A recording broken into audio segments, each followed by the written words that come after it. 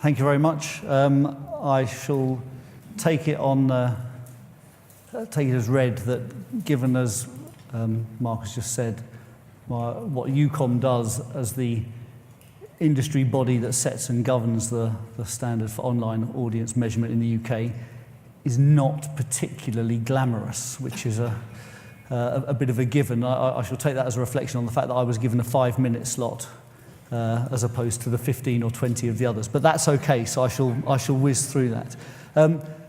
UKOM, in this industry, we are absolutely awash with two things. The first one being acronyms, and UKOM itself as a 4-letter acronym is the bastard child of 13 letters of acronym, because I am owned by the AOP and the IAB, and on my board are represented the IPA, the agency's trade body, and ISBA. Mark himself sits on our board in an advisory role. The other thing we are completely and utterly awash with is, of course, numbers and statistics. And we all know that with statistics, there come issues. Famously, Mark Twain quoting or attributing Benjamin Disraeli, lies, damn lies and statistics. One of my favourites, particularly in the digital world in which we seem to occupy at the moment, the two kinds of statistics, the ones you look up and the ones you make up. And my own favourite, and it could be a non, but it also, to be fair, could be me. And I've certainly seen a fair few of those over recent months and years. The fact is, statistics, we are awash with them. And often when people quote them, they either don't give their source or their source is themselves. Now, I think there are very few people who come with their own acceptable self-seal of approval for numbers and statistics. Maybe the Dalai Lama off the top of my head. Certainly not Mr. Trump, who, when asked who he used as his point of reference, was very clear that he spoke with himself, because I have a very good brain and I've said a lot of things.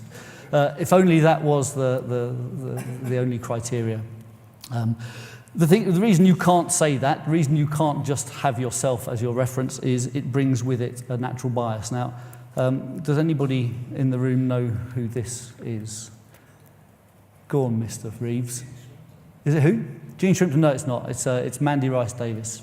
And even this happened before I was born, so I'm not that surprised that not that many people know about it. But I don't know whether people remember back here, or people know about 1963, the Profumo affair, where Mandy Rice Davis and her cool girl colleague had an affair with the Defence Secretary, John Profumo. It just happened that her mate, Christine Keeler, was also having carnal knowledge with the Russian naval attaché at the time, which rather threatened to bring down the Macmillan government.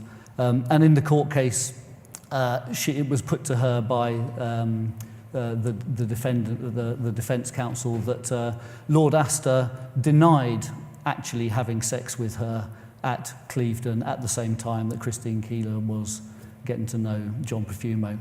And her line was very clear. Well, he would, wouldn't he? Which actually I now see has led to an abbreviation in Wikipedia for MRDA, an abbreviation for Mandy Rice Davis Applies. Anytime anybody says anything without referring to an independent source of verification, indicating skepticism of the claim due to the obvious bias of the person making the claim.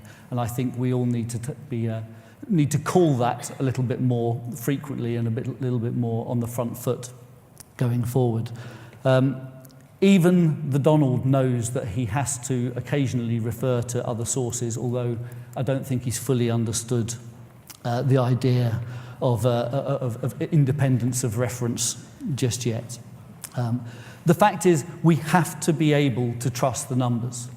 The whole industry relies on being able to trust the numbers. Clients invest money because they trust numbers, because they trust plans are being built, campaigns are being bought on numbers that agree. Now, the thing is, there are so many examples of being able to trust or not being able to trust numbers. Now, this number wasn't made up. They weren't wrong. That number did exist, but they weren't right either. So numbers, when they come from an independent source, also need digging, they need analysis in order to provide insight. It is critical that we have to be able to cross-reference like-for-like numbers, that any comparisons that are made provide a framework for true comparison, independent comparison, in order to give an understanding of what audiences are doing. Because without the framework of something like UKOM, without the framework of an industry standard, we are all working in a Dilbert cartoon.